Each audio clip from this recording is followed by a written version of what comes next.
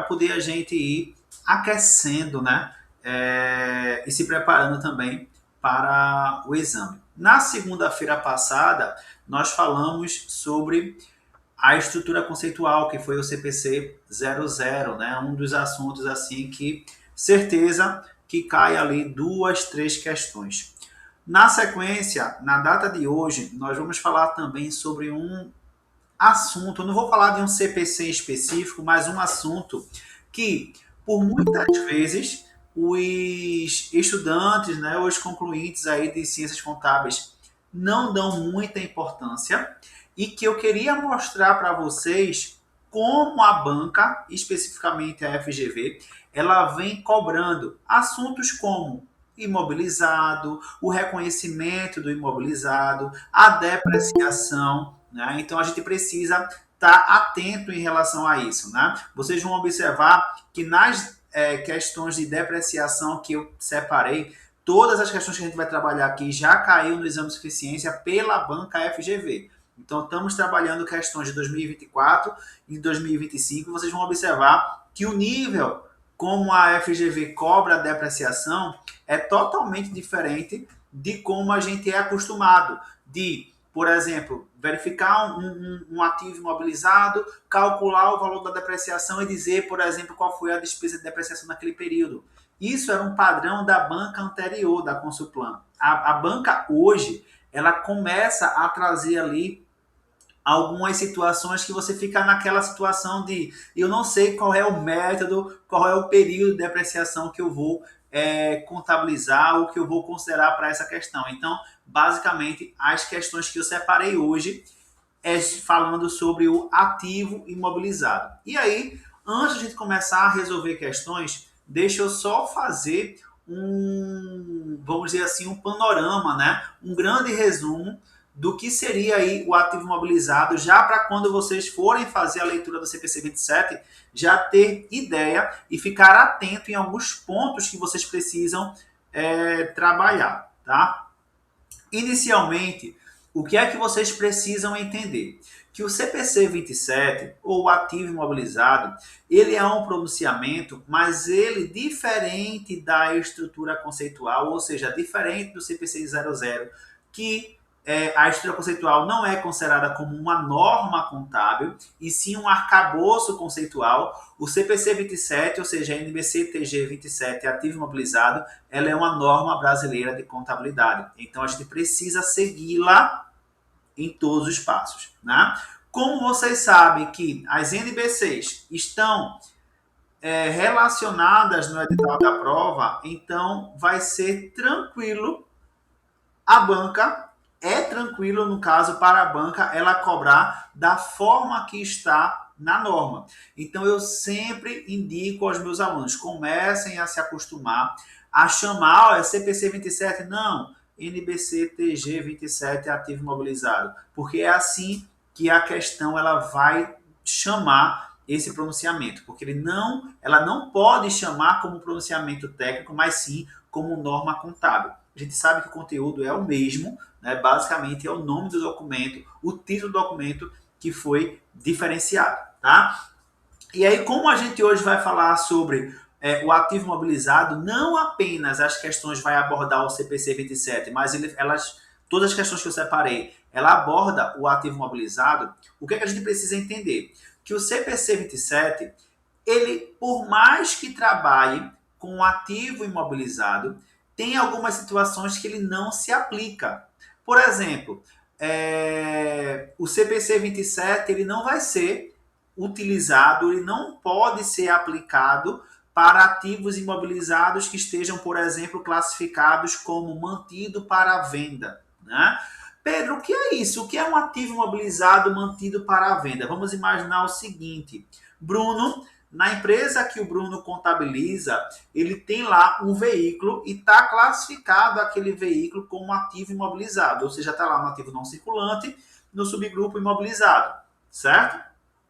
Vamos imaginar que essa empresa ela tem a pretensão de vender este veículo no ano agora de 2026. O que é que essa empresa precisa fazer? A partir do momento que a contabilidade constata, né, que a empresa ela tem a intenção de venda daquele imobilizado ou daquele item do imobilizado, ela não mais vai classificar como ativo imobilizado. Então, ela retira aquele veículo do grupo ativo imobilizado, retira do grupo do ativo não circulante e vai incluir no ativo circulante lá no finalzinho como ativos imobilizados ou ativos não circulantes mantidos para a venda. Por quê? Dessa forma, o usuário da informação contábil vai observar no balanço que a empresa tem um valor de imobilizado, mas que ela pretende vendê-lo, ok? Então, por isso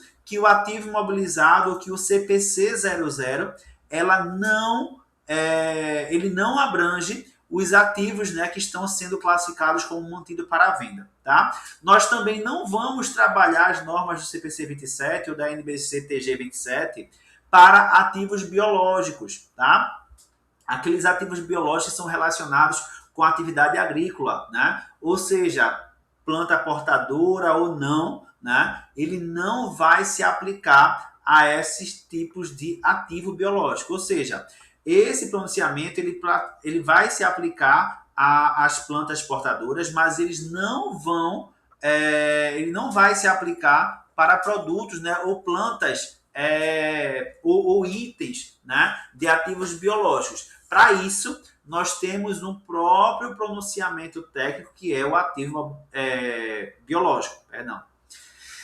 Quando a gente trabalhar também algum tipo de reconhecimento ou mensuração de ativos de exploração ou ativos de avaliação, a gente também não aplica ao CPC 27, tá? E aí os direitos também sobre jazidas, reservas de minerais, né? Como por exemplo petróleo, gás natural, carvão mineral também, tudo isso não se trabalha como ativo imobilizado, ou seja, não vamos aplicar o CPC 27, porque para cada situação dessa que eu estou falando para vocês, existe um pronunciamento específico, ok? Quando a gente começar a fazer a leitura do CPC 27, ou quando vocês começarem a fazer a leitura e estudar sobre o CPC 27, existem algumas definições que precisa ficar claro na mente de vocês, tá? Eu vou falar das principais aqui e eu espero que eu consiga contribuir, né, de forma bastante proveitosa para a leitura de vocês. A primeira definição que precisa ficar muito claro, gente, na mente de vocês é o conceito ou a definição de um valor contábil. Quando a norma ela fala sobre valor contábil, ela basicamente está se referindo ao valor pelo qual aquele ativo é reconhecido depois de ser depreciado, né? Ou depois das suas perdas por redução ao valor recuperável, que é o teste da imparidade, né? O impairment test. O que é que eu estou querendo dizer? Vamos voltar para o mesmo exemplo que eu dei aí do Bruno. Bruno registrou um veículo na empresa e o valor daquele veículo, o custo de aquisição daquele veículo foi de R$80 mil, certo? Porém, esse veículo foi adquirido, ou seja, o custo de aquisição deste veículo foi no ano 2023. Hoje, no balanço da empresa, tem lá o valor de R$80 mil do veículo e R$10 mil de depreciação. O que é que eu posso dizer? O valor contábil desse veículo foi R$80 mil ou é R$80 mil? Não. R$80 mil foi o custo de aquisição. Foi o valor que aquele ativo imobilizado ele foi adquirido e registrado no seu balanço, né? Porém, a gente sabe que com o tempo ou com o uso, esse ativo ele perde valor. E isso é evidenciado contabilmente na depreciação. Então, neste exemplo que eu falei agora do Bruno, o valor contábil do veículo seria o quê?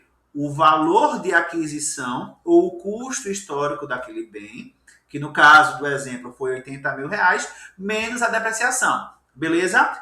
FGV gosta muito de brincar com esse tipo de conceito. Então, ela vai trazer lá várias situações e vai pedir o valor contábil. E aí o pessoal fala, que questão fácil, né? É só o custo do bem. Não, o valor contábil, em sua definição, ele é basicamente o valor pelo qual o ativo é reconhecido após as deduções de depreciação e teste de recuperabilidade. Aí eu quero chamar muita atenção, vocês vão ver isso nas questões que eu vou mostrar para vocês, quando a questão ela fala sobre valor residual. O que seria, Pedro, o valor residual? O valor residual é basicamente o valor que eu espero obter após utilizar aquele bem. Por exemplo, vamos imaginar que o Jeremias ele comprou um computador, né? Montou lá um computador dele, um gamer daqueles da NASA, né? E vamos imaginar que ele gastou para a montagem desse computador R$ 10.000. E ele tem a pretensão de utilizar esse computador por 3 anos. Depois de 3 anos, ele sabe que em tecnologia as coisas mudam muito, né? Evolui muito rápido. Então ele planejou o seguinte, vou comprar R$ 10.000 nessa porcaria agora, mas daqui a 3 anos eu já vou querer estar com um de última geração, e aí daqui a 3 anos eu espero que eu vendo ele por R$ 2.000. O que é isso? Isso é o valor residual, ou seja, é o valor que o Jeremias ele vai receber deste ativo imobilizado depois de utilizá-lo, né? Então ele gastou R$ 10.000, esse é o custo de aquisição, mas o valor contábil dele vai ser o quê? O valor da aquisição menos a depreciação. Então esse valor residual ele também abate o valor do ativo imobilizado. Eu vou mostrar isso também nas questões para vocês, ok? Uma outra coisa, gente, quando a gente vem falar de ativo imobilizado, o ativo imobilizado ele é um bem tangível. Pedro, o que é um bem tangível? É aquele bem que a gente pode pegar, é palpável, né? Conseguimos ver, conseguimos tocar. Diferentemente de por exemplo, um software. Você adquire o direito de uso daquele software, mas não é palpável, ou seja, ele é um bem intangível. Por que eu estou falando isso? Porque o ativo imobilizado ele vai ser aplicado apenas para os bens ou itens tangíveis. O que não for tangível, nós temos uma norma específica, que é o ativo intangível, tá? Então é um outro CPC, é uma outra vibe, é uma outra regra que a gente vai abordar em algum momento também por aqui, certo? Então, direitos de uso, aluguel, isso não é ativo imobilizado, certo? O que é que eu vou considerar como ativo imobilizado? Isso aqui a gente precisa nem ter dúvida, tá? Ativo imobilizado, para ele ser reconhecido como ativo imobilizado, nós temos 3, vamos dizer assim, peneirinhas para poder classificá-lo. Se o item ele passa pelas 3 peneiras, ele vai ser um ativo imobilizado.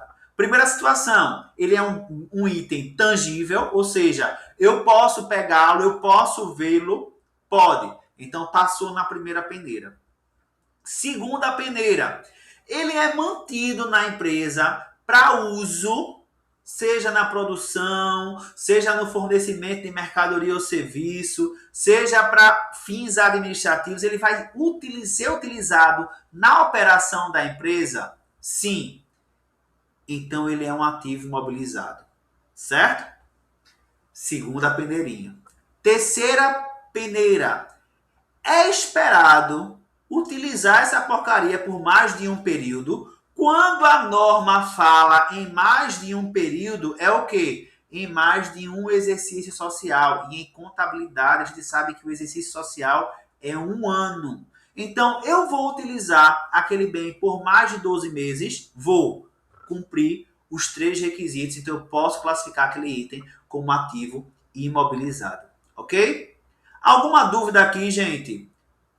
Tendo dúvida, pode levantar as mãozinhas, certo? Que a ideia aqui é justamente deixar isso claro para vocês não ficar com dúvida quando eu estiver respondendo as questões, certo? Estou só revisando aqui conceitos básicos em relação ao ativo imobilizado. Então, comprei um item, né?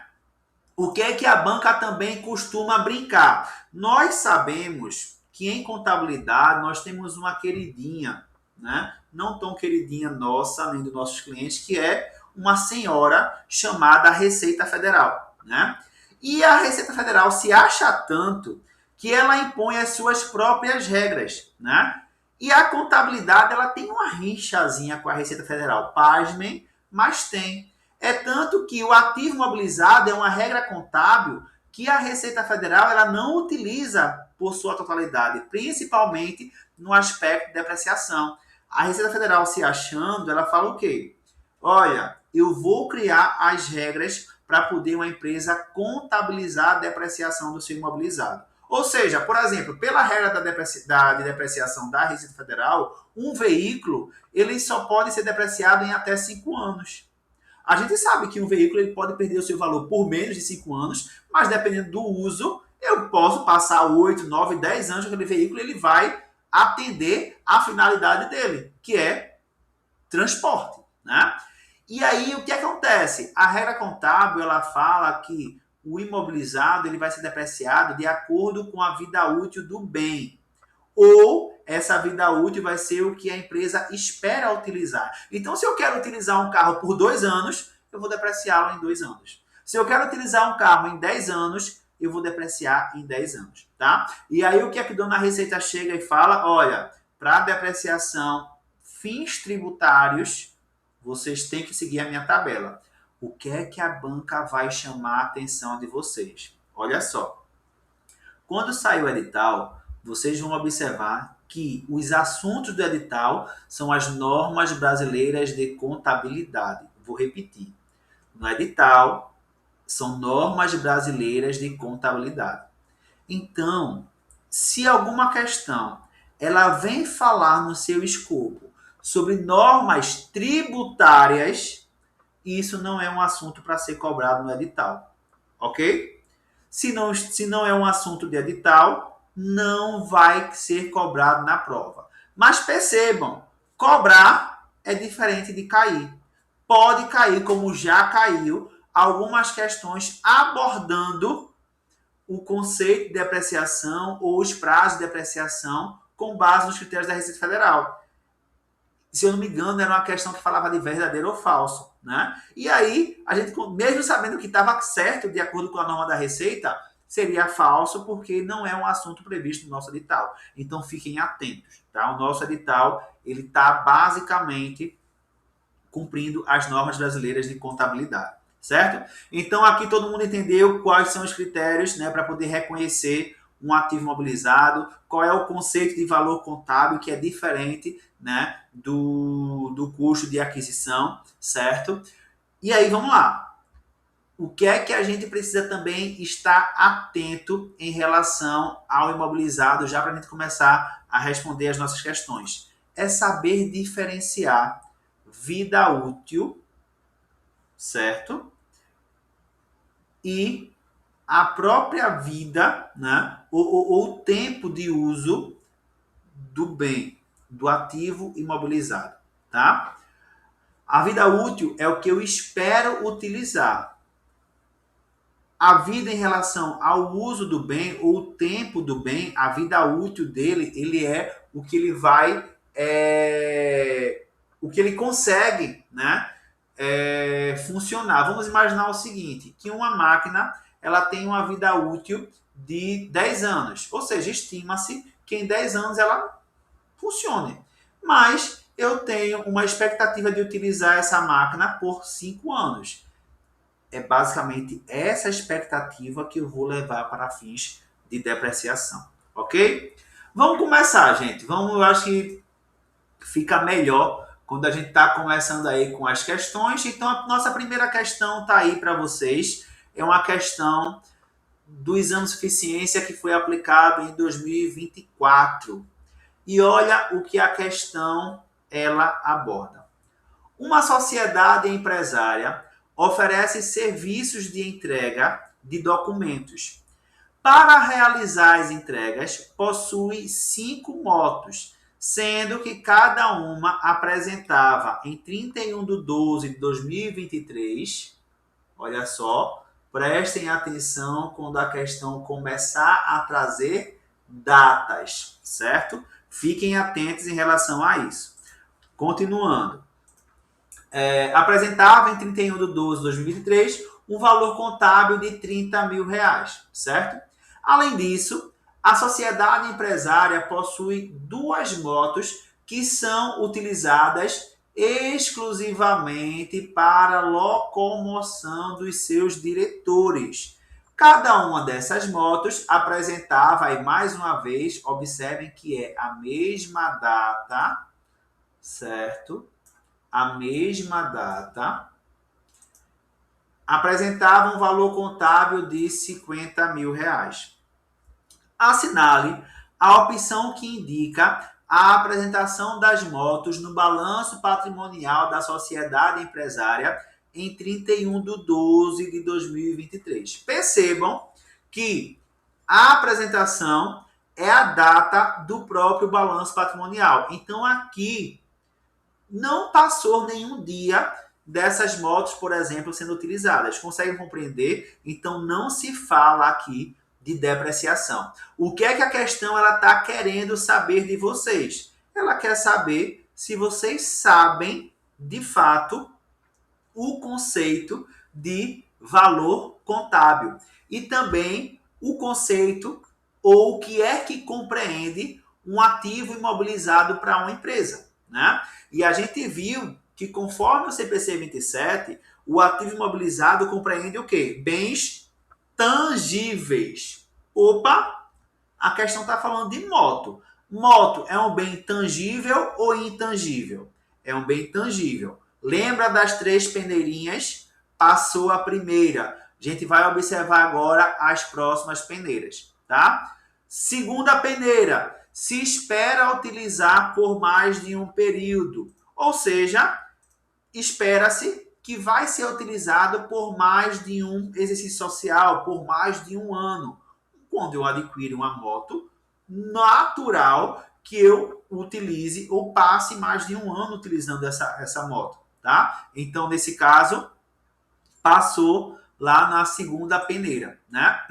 Mas também eu preciso observar que são bens que são mantidos, né? Para uso na produção, para funcionamento dos bens ou serviços, para aluguel ou para fins administrativos. E aí, a questão continua o seguinte, ó, assinale a opção que indica a apresentação das motos no balanço patrimonial da sociedade.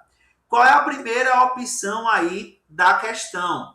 Ela traz o aspecto de investimentos. Olha só, eu só classifico um ativo como investimento aquele que eu tenho uma expectativa de retorno futuro. Pergunto a vocês, a aquisição dessas motos e da forma que ela está sendo apresentada é um investimento, gente? Sim ou não? Não, né? Beleza, Bruno. Então, ó, só com essa classificação, só entendendo aí essas 3 peneirinhas e observando que em todas as questões, ou alternativa, eu tenho ali conceitos de investimento, só sobra para a gente a letra B. É uma questão assim, babinha, para quem está atento ao aspecto de conceitos, tá? Mas vamos justificar o porquê desses 250 mil. Vai que tivesse aí 2 alternativas com apenas ativo imobilizado e uma com valor de 150 mil e outra com valor de 100 mil, que é o que está diferenciando. Olha só. Em relação a utilizar as motos para entrega, aqui ela fala que são 5 motos. Então, 5, né? Vezes 30 mil. Eu estou sem a minha canetinha, tá, gente? Eu desafio aqui a escrever com o mouse. Mas vamos lá. Eu tenho 5, né, motos no valor de 30 mil. Então, nesse caso, eu já tenho um montante de 150 mil. Opa, deixa eu dar uma melhorada aqui. Eu já tenho aí um montante de 150 mil, beleza? E aí a dúvida que muita gente pode ficar é, Ele tem duas motos no valor de 50 mil cada uma, ou seja, 100 mil reais, né? Mas que é utilizado para a locomoção dos seus diretores. Olha, ela não está falando que é para uso pessoal dos diretores, é para locomoção. Então, a locomoção dos diretores é tido como uma atividade administrativa. Então, passa também no conceito de depreciação. Ou, perdão, no conceito de ativo imobilizado. Então, resposta correta, letra B. Ok, gente? Tranquilo aqui? Alguma dúvida? Não? Podemos avançar? Deixa eu ver se tem alguma mensagem aqui no chat. Não, beleza. Vamos para cima. Próxima questão. A questão número 2 de hoje, ela é do CFC do ano passado, hein? A questão tá aí quentinha. Olha só. A empresa Delta SA adquiriu uma máquina por 350 mil em 1º de janeiro de 2020. No momento da aquisição, a administração de Delta SA estimava a vida útil desse ativo em 10 anos, ou seja, a empresa estimava utilizar essas máquinas por 10 anos e um valor residual de 50 mil reais, ou seja, depois desses 10 anos, ela pretende vender essa máquina e receber o valor de 50 mil reais. Fiquem atentos a esses conceitos, tá? Continuando a questão. A máquina estava disponível para uso em 1º de janeiro de 2020 e a empresa adotou o método de linear, certo? Em 31 de 12 de 2023, a empresa procedeu a uma revisão das suas estimativas, conforme previsto na NBC TG 27, revisão 4, ativo imobilizado, e constatou as seguintes informações. Olha só, a vida útil remanescente seria de 9 anos. Percebam que essa constatação foi quando no finalzinho de 2023, certo? Ou seja, 3 anos depois. E o valor residual continuou sendo 50 mil, tá? Aí a questão continua. Com base exclusivamente nas informações apresentadas, o valor da depreciação anual dessa máquina a partir de 1º de janeiro de 2024 será de... Gente, olha só, prestem atenção aqui comigo. Isso é um tipo de questão que é clássico da FGV cobrar no aspecto de depreciação. Lembra que eu falei que a FGV ela tem um critério de cobrar depreciação? E esse critério sempre é trazer uma base depreciável e depois mudar essa base e pedir para vocês essa diferença, né? Vocês vão observar que boa parte das questões que eu trouxe hoje está nesse perfil. E o que é que a gente precisa entender aqui, gente? Olha só. Eu preciso entender que de 2020, o meu desafio hoje vai ser escrever com o mouse, mas vamos lá. De 2020 até 2023, eu tenho um critério de depreciação. De 2024 em diante, eu tenho um outro critério de depreciação. Por quê?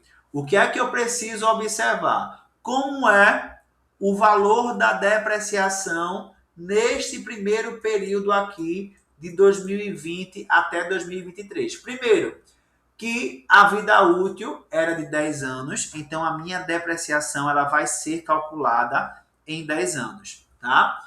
E o meu valor residual foi de 50 mil. Então, ó, se eu... Lembra lá o conceito de valor residual, que é o valor que eu tenho de retorno do bem depois de ser utilizado? Então, olha só, se eu for calcular a depreciação neste período de 20 até 23, eu vou ter o quê? o valor do meu imobilizado, que é 350 mil,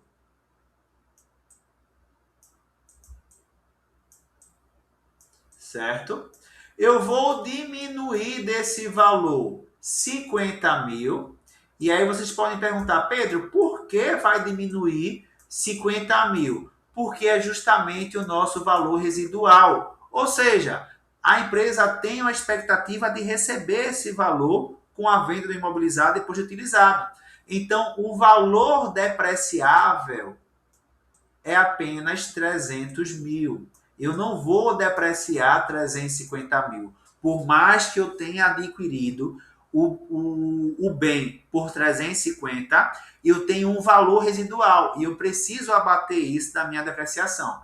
Então, veja, o valor da minha depreciação, o valor depreciável do bem é de 300 mil. Eu tenho uma vida útil de quanto? 10 anos. Então, se eu divido isso daqui por 10, a minha depreciação mensal vai ser de 30 mil. Todo mundo conseguiu aí acompanhar o meu raciocínio até agora? Coloca um joinha só para eu saber se eu estou sendo acompanhado ou não estou só aqui. Todo mundo conseguiu entender por que essa bexiga dos 30 mil apareceu aqui na questão, né? Tranquilo. Joia. Percebam que até agora eu não estou finalizando a questão, porque vai ter uns apressadinhos que vai dizer, eita, Pedro achou 30 mil é a letra B. Calma. Era 30 mil que depreciava por ano entre 2020 até 2023. A questão, ela está pedindo 2024. Deixem de ansiedade e leiam a questão toda.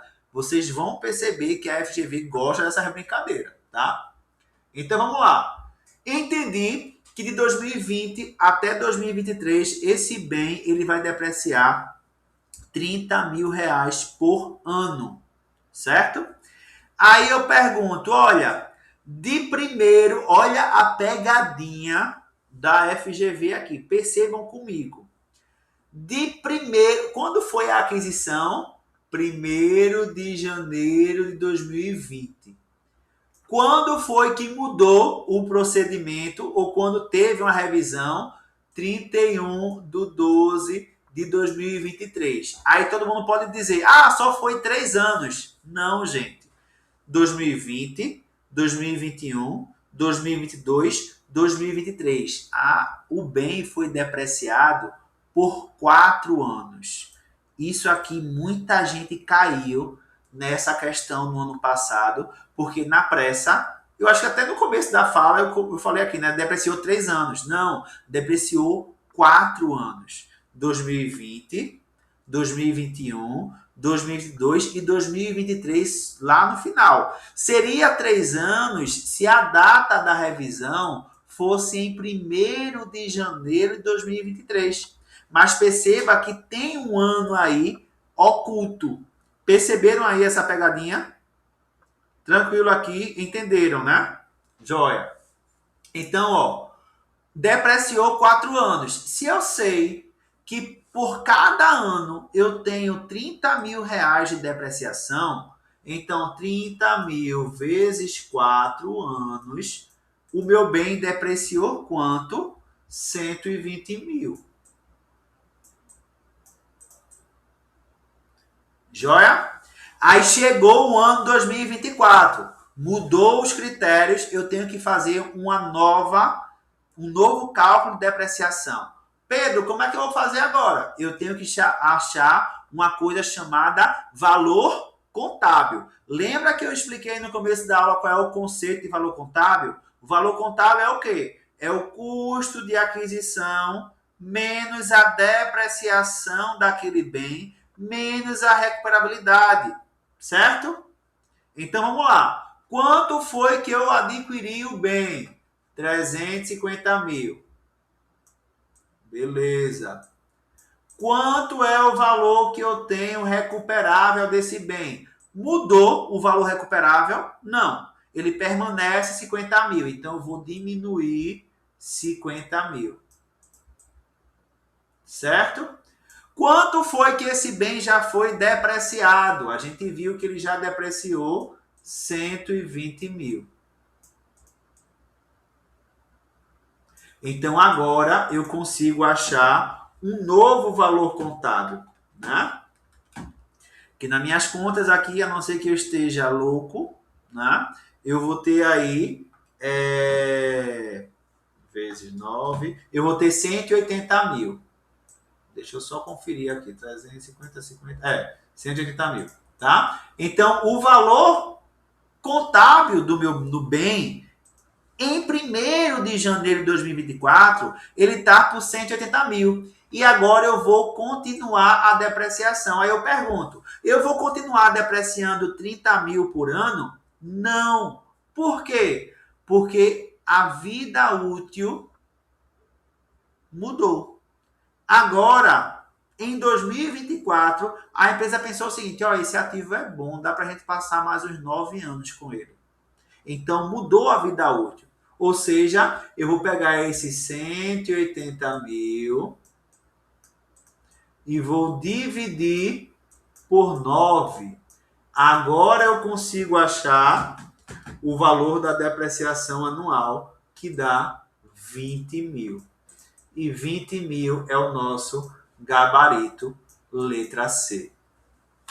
Ok, gente? Alguma dúvida aqui? Tranquilo? Perceberam, né? Olhe, é desse nível para lá a cobrança de depreciação da FGV. Muita gente... porque depreciação, querendo ou não, é um assunto fácil, né? Mas percebam que a forma que a banca cobra é diferente da forma que a gente estuda na graduação. A graduação, ela dá o bem, dá o período, trabalha o valor residual e só pega, qual o valor do bem daqui a 3 anos, quanto eu vou contabilizar a depreciação em tal mês. A FGV, ela gosta de brincar com mudança de perspectiva, ou seja, começa a depreciar com um critério e no meio da questão ela muda o critério e aí pede a nova depreciação, que é justamente você estar ligado nessa mudança. Tranquilo aqui?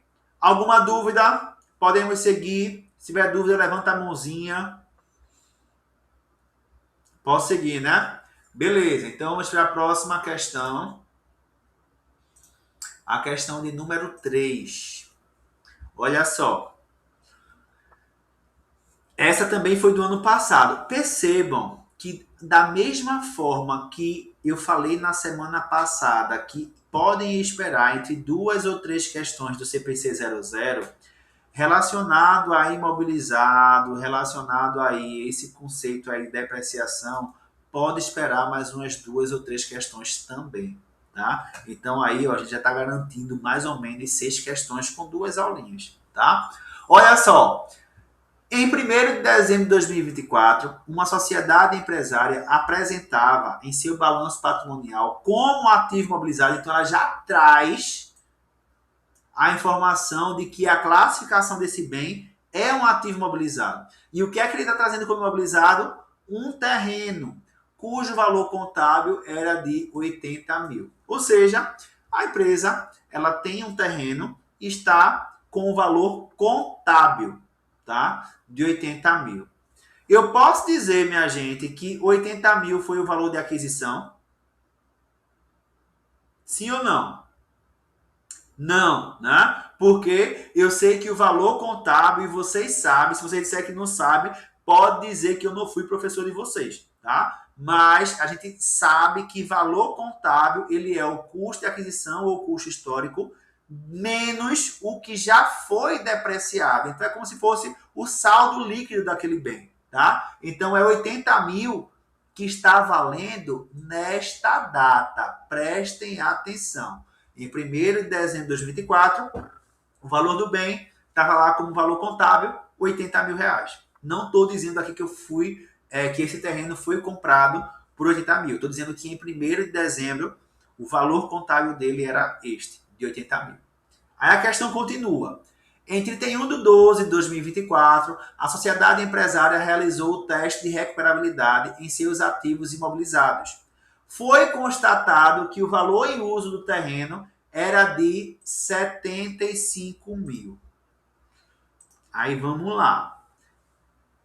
Teste de recuperabilidade, né, o impairment test, ele está relacionado com a norma técnica, o CPC 01, a NBCTG 01, né, que é redução ao valor recuperável do ativo. E o que seria esse teste de paridade? É basicamente verificar se o valor que está sendo registrado, ele é o mesmo em que eu tenho de benefícios econômicos daquele bem. E o que é que está dizendo aí na questão? Olha só, está informando que o valor contábil é 80 mil e o valor em uso é 75 mil, tá?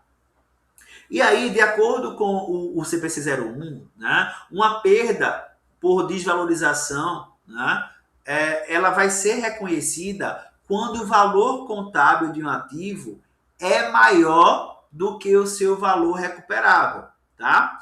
E o valor recuperável, ele vai ser definido com base em dois critérios: valor em uso ou valor justo. Desses dois, o maior, tá? Então, ou valor em uso ou valor justo, dos dois, o maior. Para que não haja perda, o valor recuperável do terreno nessa questão, ele precisa ser, no mínimo, igual ao valor contábil. Então, olha só, se o valor em uso, né, ou o valor recuperável do bem for de 75 mil, vocês concordam comigo que eu vou precisar registrar uma perda de 5 mil, porque o meu valor contábil está em 80 e eu tenho que ajustar para o teste de recuperabilidade, tá? A questão, ela não está perguntando sobre isso. Olha o que a questão pede aqui, ó, nessa frase. Para que não haja reconhecimento de perda, o valor justo, né, o valor justo líquido de despesa de venda deve ser de. Ou seja, ele está querendo dizer, olha, para eu vender esse imobilizado e não ter uma perda, eu preciso vender ele por quanto? Gente, é uma questão assim, na cara. Se o meu valor contábil é de 80 mil, se eu vender ele por menos que 80 mil, vocês concordam que eu vou ter uma perda? Sim ou não? Sim. Então vê como fica na cara. Essa questão não precisava nem a gente ir para a norma como eu expliquei tão esmiuçado aqui. Se o meu valor contábil é de 80 mil, para eu não ter perda, a minha venda tem que ser maior que R$ 79.999,99 centavos. Né? Se eu vender desse valor para baixo, eu vou ter perda. Se eu vender de 80 mil e 1 centavo para cima, eu já vou ter um ganho. Percebem? Tranquilo aqui. Joia. Vamos para a próxima questão. Questão de número 4. Essa daqui foi do exame de suficiência do ano retrasado, né, de 2024. Aí vocês podem falar, Pedro, teve tantos exames já, porque você está trabalhando questão de 24 e de 25. Não pega nenhuma questão de 23, de 22. Porque a banca mudou, vocês sabem disso. Se não sabem, estão sabendo agora. Então a FGV assumiu de 2024 para cá. O que é que eu estou querendo dizer com isso? Que se vocês querem estudar as questões para entender como a banca cobra, não adianta pegar exames de suficiência anterior a 2024, tá? Porque a forma de cobrança das questões são totalmente diferentes, porque é o perfil da banca. Próxima questão. De acordo com a NBCTG 27, ou seja, ativo imobilizado, o custo de um item do ativo imobilizado compreende, entre outros, quaisquer custos diretamente atribuíveis para colocar o ativo no local e as condições necessárias para ele ser capaz de funcionar de forma pretendida pela administração. Entre os custos diretamente atribuíveis estão, olha só, aqui é norma técnica, tá? O que é que a norma diz? Olha, eu vou considerar como custo do imobilizado o valor do bem, mais todos os gastos necessários para colocar aquele bem no local e em condições de funcionamento. Aí eu vou deixar um exemplo que aí vai clarear a mente de vocês. A gente está num período bem quente aqui em Recife, né? Um calor triste. Então vamos imaginar que eu comprei um ar-condicionado. O valor do meu ar-condicionado, estava vendo hoje, o ar-condicionado está caríssimo, né? Mas vamos imaginar que eu comprei o ar-condicionado por R$ 3.000, certo? Porém, quando eu compro o ar-condicionado, da forma que ele chega, é um ar-condicionado split, tá? Eu consigo ligar ele na tomada e já fazer ele funcionar? Sim ou não? Não, né? Então eu já sei que daquele valor que eu paguei do bem, ele não está em condições de uso. Então eu vou ter mais gastos, tá? Imagina que eu comprei esse ar-condicionado pelo Mercado Livre e não consegui um cupom de frete grátis. Então eu paguei ali R$ 200 de frete. Olha só, esse gasto de frete não é um gasto necessário para o bem estar no local onde ele vai ser utilizado, sim ou não? Sim, né? Então, nesse caso, o valor do frete inclui no custo do meu imobilizado. Então, o meu ar-condicionado, ele não vai ser contabilizado mais por R$ 3.000. Na minha contabilidade, o meu ar-condicionado, ele vai ser registrado por R$ 3.200. Mas, imagina que o caboclo que faz a instalação do meu ar-condicionado cobrou R$ 800 para instalar e para colocar o bem lá para funcionar. Ou seja, é um gasto necessário para colocar o meu ativo em condições necessárias de funcionamento. Então, esse custo também vai entrar. Então, percebam que o meu registro no meu imobilizado agora vai ser de R$ 4.000 e não R$ 3.000, como está destacado na nota fiscal. É por isso que a norma fala que eu não preciso me ater apenas ao que está em nota fiscal. Aí muita gente pensa que é porque a norma não está nem aí para a nota. Não, é porque existem outros valores além do que está registrado na nota fiscal e que faz parte do meu imobilizado. Ok? Então, olha o que a questão traz. Entre os custos diretamente atribuídos estão. Então, ele está querendo dizer dessas 4 opções, quais dessas eu posso considerar como um custo que vai ser atribuído. Então, custo de abertura de novas instalações. Ora, se eu tenho uma empresa ou uma matriz e vou abrir uma filial, essa filial é custo imobilizado? Não, né? A empresa já funcionava. Então, a letra A a gente pode eliminar, certo? Letra B, custos incorridos na introdução de novo produto ou serviço. Não, isso daí talvez seja um custo de produção, não um custo de ativo imobilizado, né? Então eu posso também retirar. Letra C. Custos com testes para verificar se o ativo está funcionando corretamente. Olha só, comprei uma máquina, mas essa máquina, para ela funcionar, eu tenho que colocar lá óleo, graxa, energia, enfim, diesel. Ou seja, para eu poder fazer esse teste, para saber se ela está funcionando corretamente, eu não vou ter esses gastos. Esse teste é necessário para poder verificar se a máquina está em condições de funcionamento. Então, este é o nosso gabarito, tá? Letra D, da transferência de atividade para local novo, né? Também, aqui é mudança. Não tem necessidade. Por exemplo, vamos imaginar que eu instalei o meu ar-condicionado aqui e eu vou mudar o escritório para um outro endereço. Vou ter uma nova instalação? Vou. Mas agora, essa instalação vai ser classificada como uma despesa. Ela não vai ser mais o meu imobilizado. Por quê? O meu bem já estava utilizando, eu já estava funcionando. Tá? Por mais que seja necessário essa transferência, esse gasto para ele começar a funcionar lá, mas o meu imobilizado ele já foi registrado aqui. Ok, gente, tranquilo aqui. Alguma dúvida? Não? Joia, vamos para mais uma questão.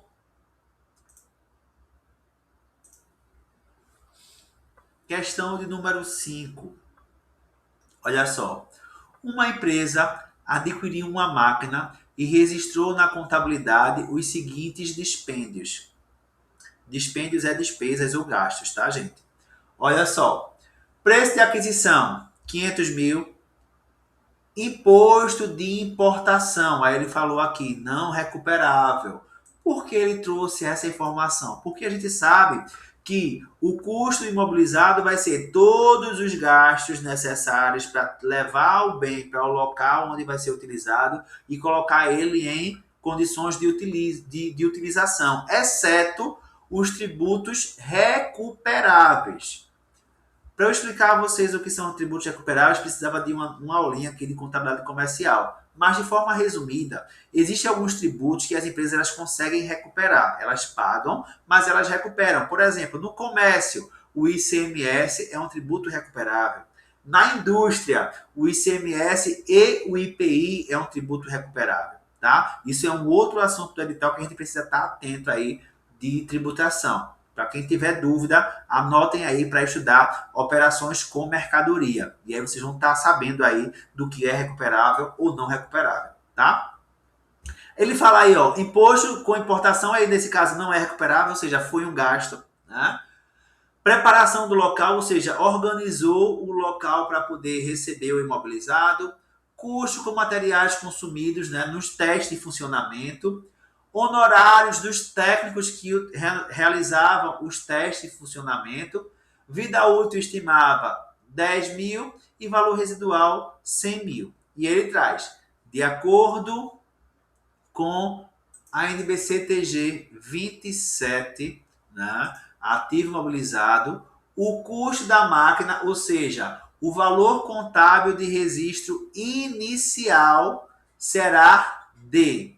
Então, olha só, gente, quando eu falo de custo inicial, nesta questão aqui, a única coisa que eu não vou considerar é o valor residual. Por quê? Porque o valor residual, ele só serve quando a gente for fazer o cálculo do ativo imobilizado em relação à sua depreciação. Eu não vou depreciar o valor total do ativo. Eu vou depreciar o valor que eu vou utilizar. Lembra que o valor residual, no conceito, é aquilo que eu vou recuperar depois do uso. Então, eu excluo o valor residual na depreciação, tá? Então, neste caso, o que é que eu vou utilizar aqui na minha soma? O preço de aquisição, que seria aí os 500 mil, certo? O custo de importação, né? O imposto de importação também, certo? No valor de 50 mil. A preparação do local, no valor de 100 mil, certo? O custo com os materiais de consumo, né? Em relação aos testes, então eu adiciono aí 50 mil e os honorários dos técnicos eu vou adicionar também 60 mil. Ou seja, o nosso gabarito é a letra D, onde eu vou trazer como custo de aquisição todo o gasto que foi necessário para colocar o bem no local e em condições de uso. Ok, gente, tranquilo até aqui? Alguma dúvida? Não? Então, espero que esse resumo de hoje, né, tenha alertado a mente de vocês aí em relação a um dos assuntos que é bem cobrado na nossa prova, no exame de suficiência, que é o ativo imobilizado, certo? Se vocês tiverem dúvidas, qualquer outra dúvida, geralmente a gente está colocando algumas caixinhas também de pergunta lá no Instagram, então pode mandar via direct, pode mandar lá na caixinha que em algum momento eu vou respondendo para vocês, tá? E aí, eu quero só lembrá-los, né, que na próxima semana nós temos também o nosso encontro ao vivo, só que dessa vez não vai ser aqui fechado no Meet, a gente vai fazer ele no YouTube, né, que vai ser o nosso evento Contador Aprovado, tá? Na verdade, esse evento ele vai ser em 3 dias, dia 26, 27 e 28, certo?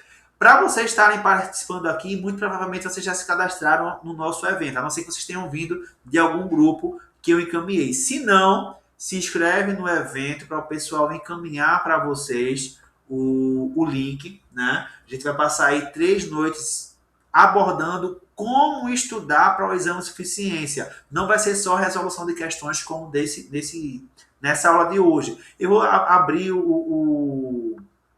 os últimos editais, vou dizer quais são os assuntos que são mais cobrados, vou dar algumas dicas de como se preparar para a prova, vou dar uma dica de como montar o seu plano de estudo. Então, vai ser excelente o nosso encontro e o nosso evento Contador Aprovado, ok? Então, espero vocês na próxima segunda-feira, às 20 horas. Ok, gente? Uma boa noite e uma boa semana para vocês. Tchau, tchau.